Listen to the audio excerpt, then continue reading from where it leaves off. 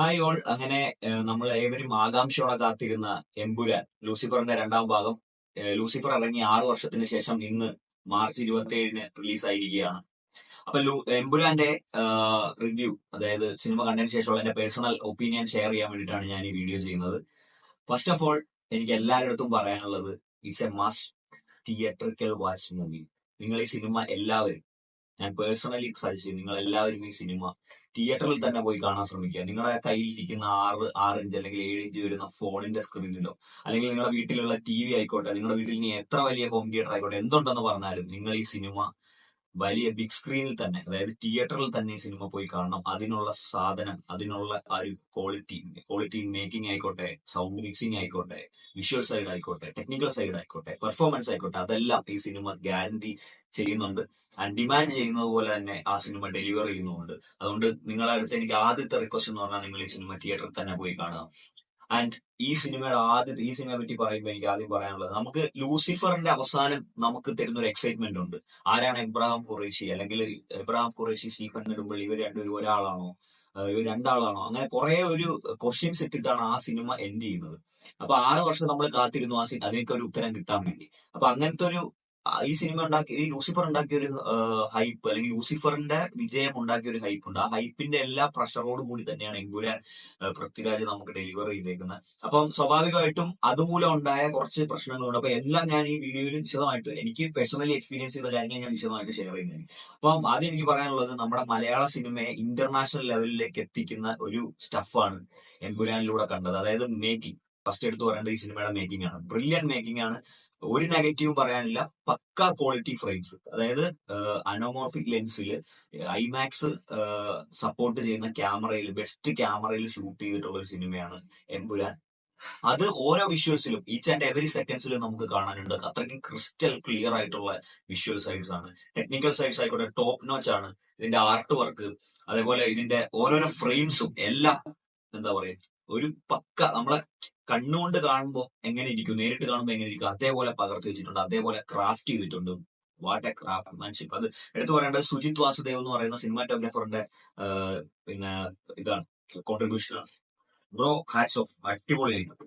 And ഇനി അടുത്ത് വരുന്നത് എന്താണെന്ന് വെച്ചാൽ, ഈ നമ്മളിപ്പം എപ്പോഴും പറയും, ഇന്ത്യൻ സിനിമകൾ പറയുമ്പോൾ നമ്മൾ പറയും KGF എന്ന് പറയും. ഇപ്പം നമുക്ക് മലയാളികൾക്ക് അഭിമാനത്തോടെ നെഞ്ചി വിരിച്ച് പറയാം, ഞങ്ങൾക്കും ഉണ്ട് ഒരു ഇന്റർനാഷണൽ ലെവൽ ഐറ്റം എമ്പുരാൻ. നമുക്ക് ധൈര്യമായിട്ട് പറയാം, അത്രയ്ക്കും പക്ക മേക്കിംഗ് ആണ് ഈ സിനിമയുടെ ഏറ്റവും വലിയ പോസിറ്റീവ്. ആൻഡ് അടുത്ത പോസിറ്റീവ് എന്ന് പറയുന്നത് ഇതിന്റെ സൗണ്ട് മിക്സിംഗ് ആണ്, ഇതിന്റെ ബാക്ക്ഗ്രൗണ്ട് സ്കോർ ആണ്. ദീപക് ദേവ് അത് പുള്ളി ചെയ്യുമോ, അല്ലെങ്കിൽ പുള്ളിയെ കൊണ്ട് വേറെ ആരെങ്കിലും കൊണ്ട് ചെയ്യിപ്പിച്ചാൽ പോലെ എന്നൊക്കെ പല ചോദ്യങ്ങളും നമ്മൾ കണ്ടു. പക്ഷെ ആ പുള്ളി പക്ക പ്രോപ്പറായിട്ട് സിനിമയ്ക്ക് വേണ്ട രീതിയിൽ അത് ഡെലിവർ ചെയ്തിട്ടുണ്ട്.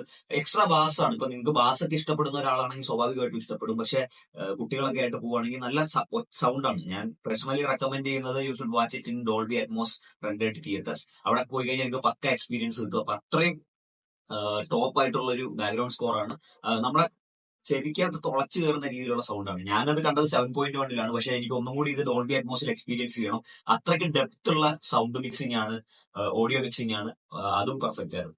പിന്നെ എടുത്തു പറയേണ്ടതെന്ന് വെച്ചാൽ, നമ്മളെ ഈ സിനിമയുടെ പെർഫോമൻസ് ആയിരുന്നു, അതായത് കാസ്റ്റിംഗ്. അതില് നമുക്കറിയാം, നമ്മുടെ ഒണ്ണാൻഡുള്ളി മോഹൻലാൽ കംപ്ലീറ്റ് ആക്ടർ. പുള്ളിയുടെ ആ ഒരു, എന്താ പറയാ, നമുക്ക് ലൂസിഫർ എന്ന് പറഞ്ഞ സിനിമയിൽ പുള്ളിക്ക് സ്ക്രീൻ ടൈം വളരെ കുറവായിരുന്നു. പക്ഷെ വരുന്ന ഓരോ സ്ക്രീൻ ടൈമിലും പുള്ളി ഓരോ ഡയലോഗ്സ് ഡെലിവർ ചെയ്യുന്നുണ്ട്. ഇപ്പം നിന്റെ തന്തയല്ലടാ എന്റെ തന്ത, അല്ലെങ്കിൽ പിന്നെ എനിക്കറിയാവുന്നവരോട് ഞാൻ മുന്നേ പറഞ്ഞിട്ടുണ്ട്, narcotics is A dirty business, അങ്ങനത്തെ കുറെ ഡയലോഗ്സ് കൊണ്ട് നമ്മളെ ഇംപ്രസ് ചെയ്തിട്ടുണ്ടെങ്കിൽ, എമ്പുരാനിലേക്ക് വരുമ്പോൾ പുള്ളിയുടെ ലുക്ക് കൊണ്ടും പുള്ളിയുടെ അപ്പിയറൻസ് കൊണ്ടും പുള്ളിയുടെ സ്വാഗ് കൊണ്ടുമാണ് നമ്മളെ കോരിത്തരിപ്പിക്കുന്നത്. അതായത് പുള്ളി ലിറ്ററലി വരുന്ന ഓരോ സീൻസും നമ്മൾ ഗൂസ് ബംസ്, നമ്മുടെ രോമ എണീറ്റ് നിൽക്കുന്ന പോലെ നമുക്ക് ഒരു എനർജി ക്രിയേറ്റ് ചെയ്യാൻ പുള്ളിക്ക് പറ്റുന്നുണ്ട്. ആ ഒരു ഓറ, അതിനെടുത്തു പറയേണ്ട പുള്ളിയുടെ മേക്കപ്പ് സൈഡ്, പുള്ളിയെ പ്രസന്റ് ചെയ്തേക്കുന്ന രീതി.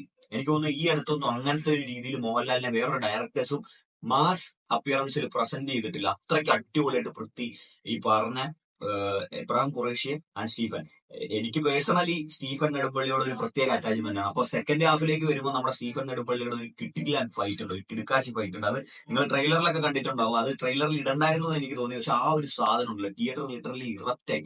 അത്രയ്ക്കും ഭയങ്കര കയ്യടിയും, എല്ലാരും എനർജിയോടെ എഡിറ്റ് ചെയ്യുന്ന ഒരു ഷോട്ടാണത്. ആ ഒരു ഫോറസ്റ്റിൽ ഷൂട്ട് ചെയ്തേക്കുന്നത്. അത് ആ ഒരൊറ്റ സാധനം മതി നമ്മൾ കൊടുത്ത കാശിന് മുതലാവാൻ. ആ ഒരു ഒറ്റ സീൻ മാത്രം മതി എന്താണ് മോഹൻലാലിന്റെ റേഞ്ച്, അല്ലെങ്കിൽ എന്താണ് ലൂസിഫർ എമ്പുരാന്റെ പവർ എന്നുള്ളത് കാണിച്ചു കൊടുത്തത്. ആൻഡ് ക്ലൈമാക്സിലേക്ക് വരുമ്പോൾ ഇവർ രണ്ടുപേരും കൂടെ ഒരു കോമ്പിനേഷൻ ഫൈറ്റ് ഉണ്ട്, പൃഥ്വിരാജും ഈ പറഞ്ഞ മോഹൻലാലും കൂടിയിട്ടുള്ളത്. അതും വളരെ നന്നായിട്ടുണ്ട്. അതിന്റെ മ്യൂസിക്, അതിനകത്ത് ഒരു സോങ് കൂടി മിക്സ് ചെയ്തിട്ട് നല്ല രീതിയിൽ ചെയ്തിട്ടുണ്ട്. നമ്മളൊക്കെ കണ്ടുവന്നിട്ടുള്ള ഈ പറഞ്ഞ ബാഹുബലി അല്ലെങ്കിൽ മറ്റേ സലാറിലൊക്കെ കണ്ടുവന്നിട്ടുള്ള രണ്ടുപേരും വെപ്പൺസ് അങ്ങോട്ടും ഇങ്ങോട്ടും സ്വാപ്പ് ചെയ്ത് ഫൈറ്റ് ചെയ്യുന്ന സീൻ കണ്ടതാണ്. പക്ഷെ ഇവർ ചെയ്യുമ്പോൾ ഒരു ഒറിജിനാലിറ്റി ഉണ്ടായിരുന്നു. And that was also good. പിന്നെ എടുത്തു പറയേണ്ടത് എന്താണെന്ന് വെച്ചാൽ, മോഹൻലാൽ ഇതിൽ ഇപ്പം സ്ക്രീൻ പ്രസൻസിന്റെ കാര്യം ഞാൻ പലരും ചർച്ച ചെയ്യുന്നുണ്ട്. മോഹൻലാലിന് സ്ക്രീൻ പ്രസൻസ് ഇതിൽ കുറവാണ്, പൃഥ്വിരാജിനും കുറവാണ്. ഏകദേശം സിനിമ ആദ്യം പതുക്കെ സ്ലോലി ബിൽഡ് ചെയ്താണ് വരുന്നത്. ഓരോ സീൻ ബൈ സീൻസ് ഇങ്ങനെ കാണിച്ചു വരുന്നുണ്ട്. ആൻഡ് ഇവര് വന്നു കഴിയുമ്പോൾ എന്താന്ന് വെച്ചിട്ടുണ്ടെങ്കിൽ ആ വന്നു പോകുന്ന സീനുകളിൽ ഒരു ഇമ്പാക്ട് ഉണ്ടാക്കുന്നുണ്ട്. ആൻഡ് ഇതിൽ വേറെ കാര്യം എന്ന് വെച്ചാൽ, നമുക്ക് ചിലപ്പോൾ ചില ഡയലോഗുകളിൽ മോഹൻലാലിന്റെ ആ ഒരു ലാലേട്ടന്റെ ഒരു പ്രസൻസ് ഫീൽ ചെയ്യുന്നുണ്ട്. അതാണ് ഈ സിനിമയുടെ ഒരു വിജയം എന്ന് പറഞ്ഞാൽ. അതാണ് പൃഥ്വിയുടെ ആ ഒരു ഡയറക്ഷൻ സ്കിൽ അതിൽ വ്യക്തമാണ്. ഈ സിനിമ ഒരുപാട് പൊളിറ്റിക്സ് സംസാരിക്കുന്നുണ്ട്. അത് ജസ്റ്റ് കേരളത്തിൽ നടക്കുന്ന ലോക്കൽ പൊളിറ്റിക്സ് മാത്രമല്ല, which was mentioned in Lucifer. ഇതില് അത് മാത്രമല്ല, ഒരു ഇന്ത്യൻ പൊളിറ്റിക്സും അതോടൊപ്പം തന്നെ international level politics. International level politics എന്ന് പറയുമ്പോൾ ഇന്റർനാഷണലി അല്ലെങ്കിൽ ലോകമെമ്പാടും കംപ്ലീറ്റ് കാര്യങ്ങൾ കൈകാര്യം ചെയ്യുന്ന ഓരോ നെക്സസിനെ പറ്റി. അതിലിപ്പം ഈ പറഞ്ഞ എബ്രഹാം ഖുറേഷി നെക്സസ് ഉണ്ട്. അതുകൂടാതെ തന്നെ ഡ്രഗ് ഡീൽ ചെയ്യുന്ന ആൾക്കാരും, അങ്ങനത്തെ വലിയ ടോപ്പ് ഫിഷേഴ്സുകളെ പറ്റി അവരുടെ ഒരു പൊളിറ്റിക്സ് ഈ സിനിമ, അതായത് ഇത് മൂന്നും കൂടി ബ്ലെൻഡ് ചെയ്ത് വെച്ചിട്ടുണ്ട് ഈ സിനിമയിൽ. അപ്പൊ കേരളത്തിലെ പൊളിറ്റിക്സിലേക്ക് വരുമ്പോൾ ലാസ്റ്റ് നമ്മൾ ലൂസിഫറിൽ കണ്ടത് ടൊവിനോ CM ആയിട്ട് ചാർജ് എടുക്കുന്നതാണ്. എന്നാൽ അതിനുശേഷം പിന്നീട് എന്തൊക്കെയാണ് സംഭവിക്കുന്നത്, അതേപോലെ ഇതിൽ മൂന്ന് പാർട്ടികളെയും ഈക്വലി ക്രിട്ടിസൈസ് ചെയ്യുന്നുണ്ട്. അപ്പൊ BJP ആയിക്കോട്ടെ, LDF ആയിക്കോട്ടെ ആൻഡ് UDF ആയിക്കോട്ടെ, മൂന്ന് പേർക്കും കൊട്ടുന്നുണ്ട്. പക്ഷെ ഇതില് ഇന്ത്യൻ പൊളിറ്റിക്സ് കൂടി കയറി വരുമ്പോൾ ഒരുപാട് റിലീജിയസ് ആയിട്ടുള്ള രീതിയിൽ ചെയ്യുന്നുണ്ട്. അപ്പൊ ചിലപ്പോൾ അങ്ങനത്തെ ആൾക്കാർക്ക് ഇത് ട്രിഗർ ആവാനുള്ള സാധ്യതയുണ്ട്. ബട്ട് അത് കറക്റ്റ് ആയിട്ട് എന്താ പറയാ, അധികം വലിയ ഡാമേജസ് ഒന്നും ഉണ്ടാക്കാതെ അവർ ചെയ്തു വെച്ചിട്ടുണ്ട്. അത് മുരളി ഗോപിയുടെ സ്ക്രിപ്റ്റ് ആണ്. എസ്പെഷ്യലി മുരളി ഗോപിയുടെ സ്ക്രിപ്റ്റുകളിൽ വ്യക്തമായ പൊളിറ്റിക്സ് എപ്പോഴും ചർച്ച ചെയ്യപ്പെടാറുണ്ട്. ആൻഡ് അത് ഇതിൽ നല്ല രീതിയിൽ അവര് കൈകാര്യം ചെയ്തിട്ടുണ്ട്, എക്സ്ട്രീം എൻഡ് വരെ. അത് സയ്യിദ് മസൂദിന്റെ പഴയ കാലം, അല്ലെങ്കിൽ സയ്യിദ് മസൂദ് എങ്ങനെ നമ്മുടെ ഈ ഖുറേഷിയുമായി ചേർന്നു എന്നൊക്കെ ഉള്ളത് പുള്ളിയുടെ ആ പഴയ കാലത്ത് നടക്കുന്നത്. അത് സിനിമ തുടങ്ങുന്ന ആദ്യത്തെ ഒരു ഫസ്റ്റ് 30 to 40 മിനിറ്റ്സ് ഈ പറഞ്ഞ ഒരു 1980 സംതിങ് നടക്കുന്ന കാര്യങ്ങൾ, ആ സമയത്തുള്ള ഒരു മേക്കിംഗ് ഉണ്ട്, ഒരു രക്ഷയില്ല. ആ മേക്കിങ്ങിലൂടെ എന്താണ് സയ്യിദ് മസൂദിന്റെ ബാക്ക് സ്റ്റോറി, അത് കഴിഞ്ഞിട്ട് ഈ പറഞ്ഞ നമ്മുടെ ഖുറേഷിയിലേക്ക് എങ്ങനെ പുള്ളി എത്തുന്നു എന്നൊക്കെ ഉള്ളത് ഈ സിനിമയിൽ കൂടുതലായിട്ട് ഡിസ്കസ് ചെയ്യുന്നുണ്ട്. അപ്പാർട്ട് ഫ്രം ഈ ഖുറേഷിയുടെ ഇന്റർനാഷണൽ ഡീലിങ്സ്, ഒരുപാട് ഇന്റർനാഷണൽ ഷോട്ട്സ് ഉണ്ട്, ഒരുപാട് രാജ്യങ്ങൾ കവർ ചെയ്തിട്ടുണ്ട്. ആൻഡ് അടുത്തടുത്ത് പറയാനുള്ളത് ഇതിന്റെ ലൊക്കേഷൻ ഹണ്ട് ചെയ്യാൻ പോയ ടീമിനെ, പൃഥ്വിരാജ് ആൻഡ് അത് പുള്ളിയുടെ കൂടെ ലൊക്കേഷൻസ് സെലക്ട് ചെയ്ത ടീമിനെയാണ്. അവരെ എത്ര അഭിനന്ദിച്ചാലും മതിയാവില്ല, അത്രയ്ക്കും കിട്ടില്ലൻ എന്താ പറയാ ലൊക്കേഷൻസ് ചൂസ് ചെയ്ത് നമ്മളെ ഫ്രണ്ടിലേക്ക് ഈ ഇന്റർനാഷണൽ ലെവലിൽ മേക്ക് ചെയ്ത് തന്നിട്ടുണ്ട്. അതായത് നമ്മൾ കാണുമ്പോൾ തന്നെ മനസ്സിലാവും ഈ ഇറക്കിയ പൈസകൾ എവിടൊക്കെയാണ് ചെലവായിട്ടുള്ളത് എന്നുള്ളത് നമുക്ക് വ്യക്തമാക്കി തരുന്നുണ്ട്. ഇപ്പൊ നമ്മൾ ഇതിനു മുമ്പ് കുറെ സിനിമയൊക്കെ ഈ പറഞ്ഞ ബോളിവുഡിലൊക്കെ ഇറങ്ങിയിട്ടുണ്ട്. ആ സിനിമയിലൊക്കെ നമ്മൾ ആലോചിക്കും ഇത്രയും കോടി എവിടെയാണ് ഇവർ ഇൻവെസ്റ്റ് ചെയ്യുന്നത്. പക്ഷെ ഇതിൽ അങ്ങനെ നമുക്ക് തോന്നൂല. കാരണം ആ ഇൻവെസ്റ്റ് ചെയ്ത എമൗണ്ടിനുള്ള ഔട്ട്പുട്ട് നമുക്ക് ഇതിൽ ഫ്രെയിംസിലൂടെയും ഈ പറഞ്ഞ ഓരോ ലൊക്കേഷനുകളിലൂടെ അവർ തരുന്നുണ്ട്. അപ്പൊ അതൊരു സിനിമയുടെ ഒരു ടോപ്പ് പോസിറ്റീവ് സൈഡാണ്. പിന്നെ ഇതിൽ കേരള രാഷ്ട്രീയത്തിൽ ഇനി നടക്കാൻ സാധ്യതയുള്ള ഒരു വിഷയം വളരെ സെൻസിറ്റീവായിട്ട് കൈകാര്യം ചെയ്തിട്ടുണ്ട്. അതായത് വരുന്ന തെരഞ്ഞെടുപ്പിൽ കേരളത്തിലെ തെരഞ്ഞെടുപ്പിൽ സംഭവിക്കാൻ പോകുന്ന ഒരു കാര്യം മുരളി ഗോപിയുടെ ഒരു വ്യൂ പോയിന്റിൽ ഇതിൽ പ്രസന്റ് ചെയ്തിട്ടുണ്ട്. ചിലപ്പോൾ അങ്ങനെ സംഭവിച്ചേക്കാം. അന്ന് നമ്മൾ പുള്ളിയെ ഇല്ലുമിനാറ്റി എന്നൊക്കെ വിശേഷിപ്പിച്ചേക്കാം. അപ്പൊ അങ്ങനത്തെ ഒരു സാധനം ഈ സിനിമയിൽ ചർച്ച ചെയ്യുന്നുണ്ട്. അത് ചിലപ്പോൾ ചില ആൾക്കാർക്ക് ട്രിഗർ ആവാൻ സാധ്യതയുണ്ട്. പക്ഷെ നമുക്ക് സിനിമ ഡിമാൻഡ് ചെയ്യുന്ന ഒരു കാര്യമായതുകൊണ്ട് അത് നന്നായിട്ടുണ്ട്. ഇനി കാസ്റ്റിംഗിലേക്ക് വരികയാണെങ്കിൽ apart from Mohanlal, Prithviraj was good. പിന്നെ എടുത്തു പറയേണ്ടത് ഇതില് ലൂസിഫറുമായിട്ട് കമ്പയർ ചെയ്യുമ്പോൾ നമ്മുടെ മഞ്ജു വാര്യറിന് കുറച്ചും കൂടി പവർഫുൾ ആയിട്ടുള്ള റോളാണ്. And she handle it very well, അടിപൊളിയായിട്ടുണ്ട്. പിന്നെ ടൊവിനോയ്ക്കൊക്കെ ഫസ്റ്റുമായിട്ട് കമ്പയർ ചെയ്യുമ്പോൾ അത്ര വലിയ ഡയലോഗ്സോ കാര്യങ്ങളോ ഇല്ല, പക്ഷെ ഹി വാസ് ഓൾസോ ഗുഡ്. പിന്നെ നമ്മുടെ ഇന്ദ്രജിത്ത്, അതേപോലെ സുരാജ് വെഞ്ഞാറമൂട്, പിന്നെ നമുക്ക് ഇന്റർനാഷണലി ഹോളിവുഡ് ലെവലിൽ നിന്ന് വന്ന കുറച്ച് മറ്റേ ആക്ട്രസ്, ഐ തിങ്ക് പേര് ആൻഡ്രിയ ടിവേഡ, നന്നായിട്ടുണ്ട്. ഇവരുടെയൊക്കെ പിന്നെ എന്താ പറയാ കോസ്റ്റ്യൂംസ് ഒക്കെ അടിപൊളിയായിട്ടുണ്ട്. അപ്പൊ മൊത്തത്തില് ഈ സിനിമയ്ക്ക് ഒരുപാട് പോസിറ്റീവ്സ് ഉണ്ട്. പക്ഷെ ഇനിയിപ്പം ഇത്രയും പോസിറ്റീവ്സ് പറഞ്ഞ സ്ഥിതിക്ക് എനിക്ക് ഫീൽ ചെയ്ത നെഗറ്റീവ്സ് അല്ലെങ്കിൽ ഷോർട്ട് കമ്മിങ്സ് എന്തൊക്കെയാണെന്ന് ഞാൻ പറയാം. അപ്പം ഒന്നാമത്തെ ഷോർട്ട് കമ്മിങ്സ് ആയിട്ട് എനിക്ക് ഫീൽ ചെയ്തത് ഈ സിനിമയുടെ ലെങ്ത് ആണ്. അതായത് 3 മണിക്കൂറുണ്ട് ഈ സിനിമ. നമുക്കൊരു 2.25 മണിക്കൂറിലേക്ക് വേണമെങ്കിൽ ഈ സിനിമ കട്ട് ഷോട്ട് ചെയ്യായിരുന്നു എന്ന് എനിക്ക് തോന്നി. അത് ടെയിലന്റ് ഒക്കെ ഇതിൽ കൊടുത്തിട്ടുണ്ട്. അപ്പൊ ടെയിലന്റ് ഒന്നും ഇപ്പൊ ലൂസിഫറിൽ എന്ന് പറഞ്ഞാൽ അതിന്റെ ടെയിലന്റ് നമുക്ക് സെക്കൻഡ് പാർട്ടിലേക്ക് നമ്മളെ ഈഗർനെസ് കൂട്ടുന്നുണ്ട്. അതായത് നമ്മളെ എന്താ പറയാ എപ്പോഴിറങ്ങും എന്നുള്ളൊരു ക്യൂരിയോസിറ്റി ജനറേറ്റ് ചെയ്യുന്നുണ്ട്. പക്ഷെ എമ്പുരാനിലേക്ക് വരുമ്പോൾ ആ എമ്പുരാന്റെ അവസാനത്തെ ഭാഗം കണ്ടിട്ട് തേർഡ് L3 അനൗൺസ് ചെയ്യുന്നുണ്ട്. ആ L3 വേണ്ടിയുള്ള കാത്തിരിപ്പിനുള്ള ഒരു നമ്മുടെ ആന്റിസിപ്പേഷൻ ലെവലൊന്നും ഇൻക്രീസ് ചെയ്യുന്നതായിട്ട് എനിക്ക് ഫീൽ ചെയ്തില്ല.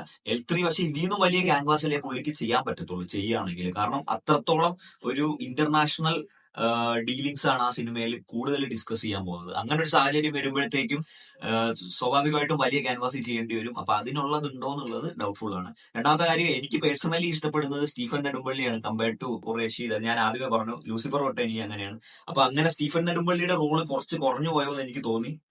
ഒരുവിധം നമ്മുടെ നാട്ടുമ്പുറത്തു നിന്നൊക്കെ പോകുന്ന ആൾക്കാരും നമ്മുടെ സാധാരണക്കാരായ ആൾക്കാരൊക്കെ കൂടുതൽ കണക്ട് ആവുക സ്റ്റീഫൻ നെടുമ്പള്ളി, മുണ്ട് മടക്കി കുത്തുന്ന ലാലേട്ടൻ, സ്റ്റീഫൻ നെടുമ്പള്ളി, അല്ലെങ്കിൽ നാട്ടിൽ നടക്കുന്ന കാര്യങ്ങൾ. അതിനപ്പുറം ഇതിൽ ഒരുപാട് നോർത്ത് ഇന്ത്യയിൽ നടക്കുന്ന കാര്യങ്ങൾ, അതേപോലെ ഇന്റർനാഷണൽ നടക്കുന്ന ഒരുപാട് കാര്യങ്ങളുണ്ട്. അത് സിനിമയുടെ മേക്കിങ്ങിലോ അല്ലെങ്കിൽ ആസ്വാദനത്തിനോ ഒന്നും അഫക്ട് ചെയ്യുന്നില്ല. പക്ഷെ ഞാൻ പറയുന്നത് അവിടെ കുറച്ചും കൂടി സ്റ്റീഫനെ കൊണ്ടുവന്നിരുന്നെങ്കിൽ കുറച്ചും കൂടി ഒരു ഇമ്പാക്ട് തിയേറ്ററിൽ ഉണ്ടായേനെ. അത് ആ ഒരു ഫോറസ്റ്റ് ഫൈറ്റ് സീനിൽ എവിഡന്റ് ആണ്, ക്രൗഡ് ഫുള്ളായത്. അപ്പൊ അത് എനിക്കൊരു ഇതായിട്ട് തോന്നി.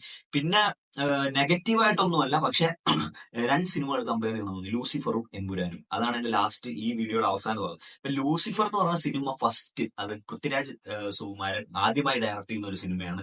അധികം എക്സ്പെക്ടേഷൻസോ ഹൈപ്പോ ഒന്നും ഇല്ലാതെ ആ സിനിമ വന്നു നമ്മുടെ നാട്ടിലുള്ള എല്ലാവരും സ്വീകരിച്ചു. അത് ഭയങ്കര ഹിറ്റായി. അത് മാത്രമല്ല പിന്നീട് റെസ്റ്റ് ഓഫ് ഇന്ത്യയിലുള്ള പല ഇൻഡസ്ട്രികളിൽ ഈ സിനിമ ഭയങ്കരമായിട്ട് ചർച്ച ചെയ്യപ്പെട്ട് ഒരു വൻ വിജയമായിരുന്നു. അപ്പൊ അങ്ങനെ വിജയിച്ച ഒരു സിനിമയുടെ സെക്കൻഡ് പാർട്ട് വരുമ്പോൾ പൃഥ്വിരാജ് എല്ലായിടത്തും പറയുന്നുണ്ട് ഇതൊരു ചെറിയ സിനിമയാണ്, ഇതൊരു കൊച്ചു സിനിമയാണെന്ന്. പക്ഷെ ഒരുപാട് എക്സ്പെക്ടേഷൻ ആൾറെഡി ജനറേറ്റ് ആയി, ഒരുപാട് ഹൈപ്പ് ഈ സിനിമയ്ക്ക് ഉണ്ടായി. അപ്പൊ അത്രയും കൊടൂരമായ ഒരു ഹൈപ്പോടെ ഒരാൾ സിനിമ കാണാൻ പോകുമ്പോൾ അയാൾ സാറ്റിസ്ഫൈ ചെയ്യാൻ പറ്റുന്നുണ്ടോ എന്നുള്ളത് ഡൗട്ട്ഫുൾ ആണ്. പക്ഷെ ഇതാണ് ആ സിനിമ, അല്ലെങ്കിൽ ഇന്ന സംഭവമായിരിക്കും വരിക എന്നുള്ളത് മനസ്സിലാക്കി നമ്മൾ പോവുകയാണെങ്കിൽ നമുക്ക് അങ്ങനത്തെ പ്രശ്നങ്ങളൊന്നുമില്ല.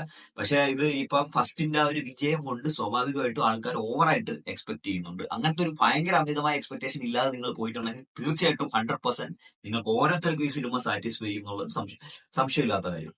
ഇനി last but not the least ഞാൻ ഒന്നുകൂടി പറയുകയാണ്, ഈ സിനിമ നിങ്ങൾ എല്ലാവരും, നമ്മുടെ ഇൻഡസ്ട്രിയുടെ അഭിമാനമായ സിനിമയാണ്. ഈ സിനിമ എല്ലാവരും നിങ്ങൾ തിയേറ്ററിൽ പോയി ധൈര്യമായി ടിക്കറ്റ് എടുത്ത് കണ്ടോളൂ. ഞാൻ പേഴ്സണലി ഗ്യാരണ്ടി തരികയാണ്, നിങ്ങൾ എന്തായാലും ഈ സിനിമ എല്ലാ രീതിയിലും നിങ്ങളെ സാറ്റിസ്ഫൈ ചെയ്തിരിക്കും. അത്രയ്ക്ക് ഒരു വിഷ്വൽ ട്രീറ്റ് ആയിട്ടുള്ള സിനിമയാണ് എമ്പുരാൻ. നമ്മുടെ മലയാളത്തിലെ ഏറ്റവും വലിയ ബഡ്ജറ്റിൽ ഇതുവരെ ഇറങ്ങിയതിൽ വെച്ച് ഏറ്റവും ഹൈ ബഡ്ജറ്റിൽ ഇറങ്ങി ഹൈ ക്യാൻവാസിൽ ഇറങ്ങിയ ഒരു സിനിമയാണ്. ഇത് വളരെ നല്ല രീതിയിൽ ഒരു ഇന്റർനാഷണൽ ലെവലിൽ വിജയിച്ചു കഴിഞ്ഞാൽ സ്വാഭാവികമായിട്ടും നമുക്ക് ഇതിലും വലിയ ക്യാൻവാസിൽ ഒരു L3 കിട്ടുന്നതാണ്. അപ്പൊ അത് കിട്ടാൻ വേണ്ടി നമുക്ക് എല്ലാവർക്കും ഒരുമിച്ച് ഈ സിനിമ കണ്ട് തന്നെ നമുക്ക് വിജയിപ്പിക്കാം. Thank you.